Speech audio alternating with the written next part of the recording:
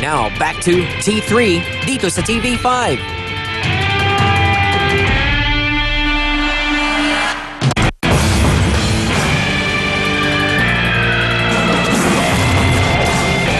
Hindi na lang diploma, birth certificate at transcript of records ang kayang ipeke sa Rector Maynila. Pati palang papel na sinasabing di peke ng mga papeles, mapepeke rin ang modus caught in the act. Dokumentong tinatawag ng DFA Authenticated Certification o mas kilala sa tawag na Red Ribbon. Ini-issue ito ng Department of Foreign Affairs o DFA para sa mga gustong mag-abroad para mapatunayan hindi peke ang mga school records ng isang aplikante. Sa bayad ng 100 pesos kada papel, ipoproseso ng embassy ang pangarap mong working visa. Pero ang pila sa DFA lintik sa haba. Sabado ng umaga habang sarado ang mga opisina ng gobyerno, bising-busy ang lamesang ito sa pagtanggap ng mga quickie service. Ito daw ang puntahan ng mga ayaw pumuti ang mata sa kakapila sa DFA. Lumapit sa amin ang lalaking ito para ialok ang kanyang quickie na Red Ribbon Service. Bato mo naman, kaya budget niyo? Okay. Opo, agad yan. Saglit ba yan? Ano ba lang? Saan malayo yung pinapagawa? Maghintay kami. Dito lang, secret lang, patado. Sinundan ng aming asset ang lalaki at sa di kalayuan, etong inabutan namin. Para makasigurong pulido ang kanyang gawa, sinipat-sipat pa ang peking dokumento. Agad naming inilapit sa pulisya ang problema. Agad ikinasang isang entrapment operation. Para masigurong huli sa akto ng mga pulis, bumalik kami sa opisina ni Mr. Quickie. Pagkabot ng instant peking DFA, kinilala ang suspect na si Almar Tudillo. Matapos makuhang tagagawa, sunod naming tinunto ng pagawaan. Sa bahay ng isang Priscilla Guevara, nakumpiska ang isang makinang pang-imprenta. Itinanggi ng babae ang modus. Hindi ko alam yan. Pero ang peking dokumento, katabi lang ng makina. Ito ang ginawa natin ngayon pa lang ho. Red ribbon ba yan ang tawag nila? Bagong modus po ito. Ito po yung Article 172. Falsification of public document by a private individual. Ang ibig sabihin ho nito, makukulong siya ng hindi bababa sa 4 na taon. At hindi naman siya tataas sa higit sa 5,000. Alam kaya ng DFA ang pamimiging ito ang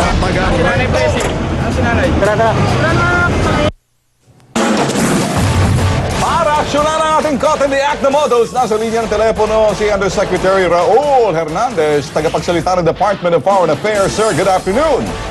Good afternoon, sir. Asek, sir, itong mga problema pa rin talaga, itong mga fixer na namimeke ng mga papeles ninyo. Ano ho ba magagawa ninyo rito? May mga nakapaskil ba kayo ng mga karatula, yung mga fixer, mag-ingat, or lahat ho ba ng mga advisories na nakikita ho ng mga taong pumupunta sa inyo? Opo, meron po tayo mga kampanya na para sa anti-fixer ng mga activities. Tapos meron tayong mga plaka na nilagay dito sa may DFA. Pati na rin yung constant reminder sa ating mga tao na huwag kumuha o magpatulong sa isang fixer. Lalo na sa mga passport at yung authentication of documents.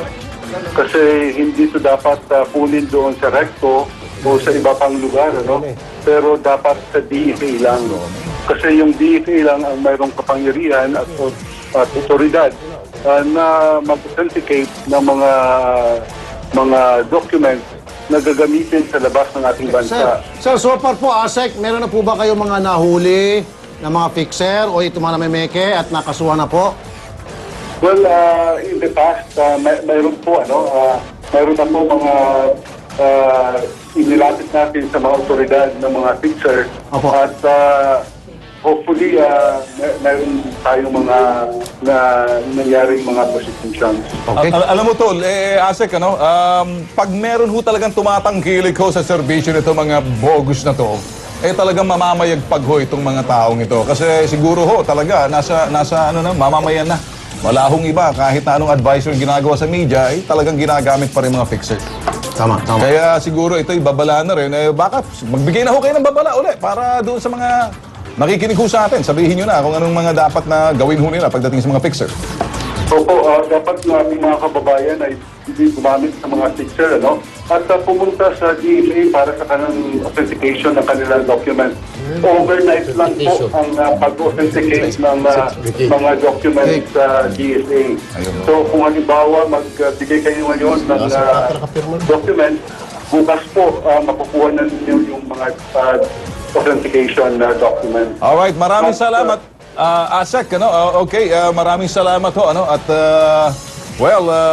siguro naman yung mga nanonood ho sa atin matututo na dahil marami ho talaga labas-pasok ko sa tayo nga kahit na anong advisory, kahit anong babala, nasa sa atin yung babala sa kanilang pag-iingat, hindi naman ho maingat yung iba. Kaya thank you na lang ho.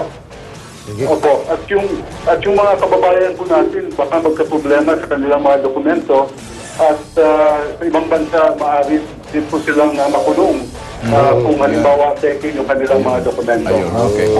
Okay, thank you, Asek, ha? Okay, Kung gayon, mga tol, yan yung 30 minutong action ora mismo. anong sabi mo Kaya kanina nga, na yung kulay dilaw? Aki, Pinoy. May Hindi, nasabi ka. nabigla ako ng dahil sa aking karanasan, sa programang sa radyo, Yan, sa iba pang programa, Oh. kapag inilalapit ko yung tungkol sa problema ng mga OFW natin na naghihingalo doon sa ibang bansa, kailangan matulungan, hindi umaaksyon yung gobyerno. Kung sino-sino man Poncio Pilato niya napitan ko ayaw. Pero pag yung tungkol sa drugs, lumulun, hindi ka talaga nakikita naman natin. Bad news. Pag drug mule, tingnan mo, next month o 2 months from now, may puputok kasi mayroong illegal injection na legal 4 injection. sa China. Lulundag na naman yung presidente lulundag na natin. naman. Vice President. Si Binay, pupunta ron. Pupunta pa si Binay. Trabaho naman talaga ni Vice President siya. Lahat ng channel yan, lahat ng network cover yan, lahat ng dyaryo, Pero tabloid. pagkatulong, binubugbog. Pagkatulong ni Ray binugbog, sinaksak ng amo, Ano? hinulog sa third floor. Sasalubungin na kamag-anak na sa Atangul na lang, sa airport. Yun na lang. Nasa karton pa. Wala pa kami gobyerno. Pero pag drug mule, papamasayan pa yung mga kamag-anak pumunta doon para makita yung kamag-anak ng Ang drug ibig mule. sabihin yan to, parang malapit ng eleksyon. Hindi, 20 points. para kung gusto mong kumuha ng atensyon sa ating gobyerno, pumunta ka ng China. Mag-drug mule ka para bigyan ka ng atensyon. Yung sa mga KSP, ano ba kulang sa pansin? Hindi, may mga ganun na kulang sa pansin. Pumunta ka sa China, mag-drug mule kayo, papansinin kayo ng gobyerno. Kawawa naman. Delikado yan, ha? Hindi, ano lang yan, salita lang yan. Kasi nakakapiko na ho talaga eh. Yung mga ganitong klase kanina, di ba? Maawa ka talaga. Mahina ang umaksyon ng ating gobyerno, pero pag sa drug mule, mabilis umaksyon ng ating gobyerno. May ano doon parang ang tingin nila kapag hindi ka umaksyon, malaking ginagawa. Pero pagdating doon sa mga, sana yun na kasi pag binubugbog, nilapastangan, inaabuso, nire-rape, hinahalay, ganun lang sa kanilang okay lang yun. Anyway, yan, Tul.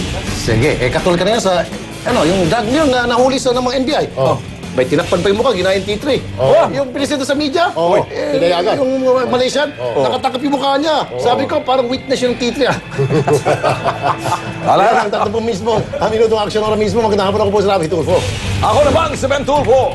Ako mo, Sir Erwin Tulfo. Hanggang bukas, mga kapatid, ito ang Padara Servisyo Publiko T3. Ang bumangga, di ba? Erwin Kerapi at Iben Tulfo.